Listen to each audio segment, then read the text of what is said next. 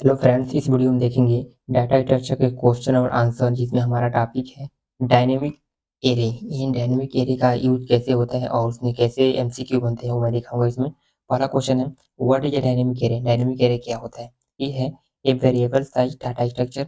B, an array which is created a run time. C, the memory to the array is allocated a run time. D, an array which is reallocated every time whenever new element have to be added।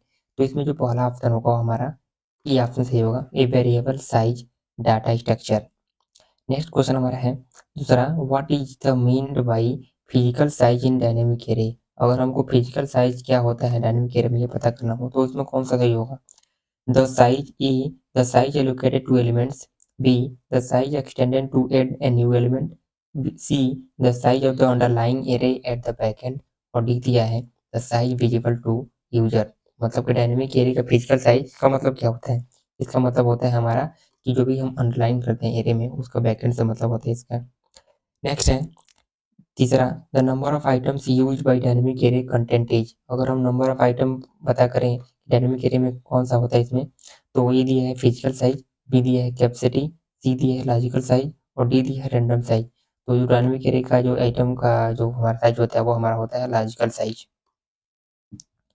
Next question हमारा यहाँ पे है, how will you implement dynamic array in Java? Java में यदि हमको array को implement करना हो तो कैसे यूज करेंगे? ए, सेट की मदद से।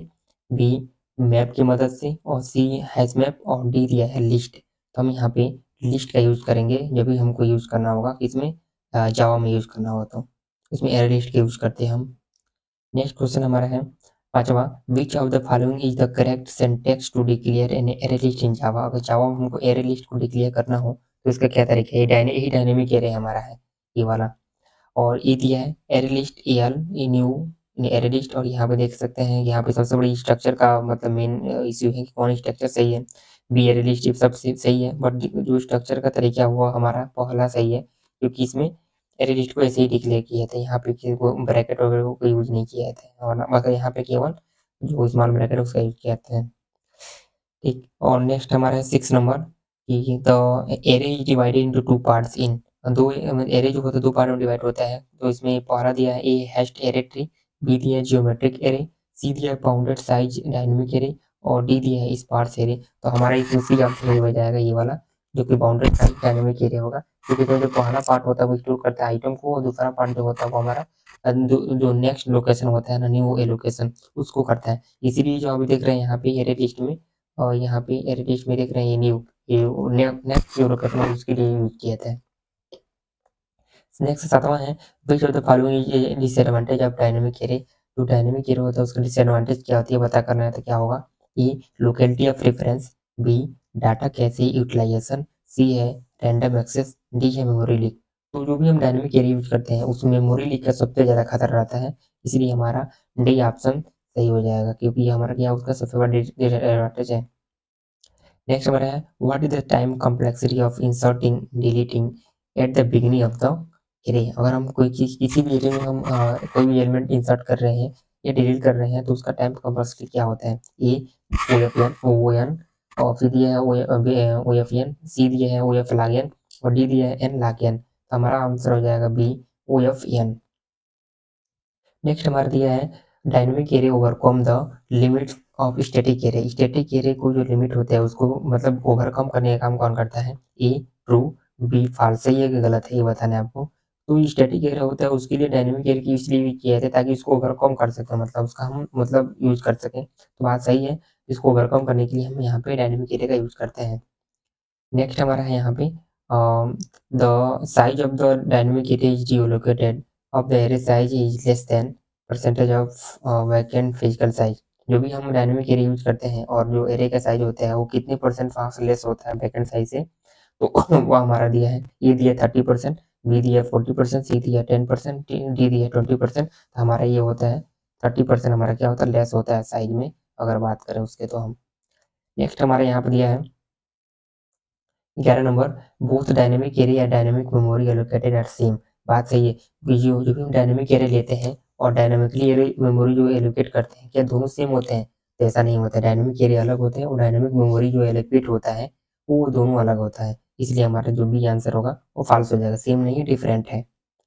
और नेक्स्ट हमारा क्वेश्चन है यहाँ पे कि in which of the following case dynamic array are not preferred, इसमें से कौन सा है जो डायनेमिक एरे प्रेफर नहीं किया जा सकती है, कौन से केस में?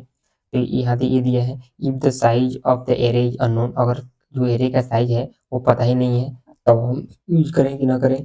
बी दिया है, if the size of array change after few iteration, और कुछ इटरेशन के बाद अगर आप एरे का साइज मतलब चेंज हो जाए।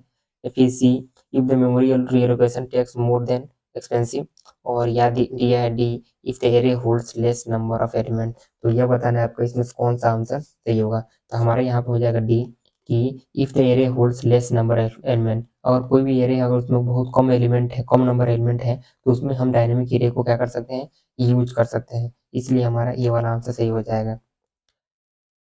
और नेक्स्ट क्वेश्चन हमारा है the growth factor of array list in Java, अगर जावा में अगर बात करें हम कि एरे लिस्ट का जो ग्रोथ फैक्टर है वो कितना होता है। ए दिया है 1, बी दिया 1.5, और हमारा यहाँ पे सी दिया है 2, और डी दिया है 0। तो हमारा जो बी आंसर है वो सही होगा, क्योंकि जो एरे लिस्ट होता है जावा में उसका जो ग्रोथ फैक्टर होता है 1.5 होता है। नेक्स्ट क्वेश्चन क्या हमारा है, एक्सप्लेनेशन भी देख सकते हैं यहाँ पे क्यों होता है 3/2 का, अगर यहाँ पे साइज लिया है ओल्ड एरे का, तो यहाँ पे फार्मूला भी यहाँ पे डिक्लेयर किया है न्यू एरे साइज। तो मैं इसको नहीं देखता हूँ।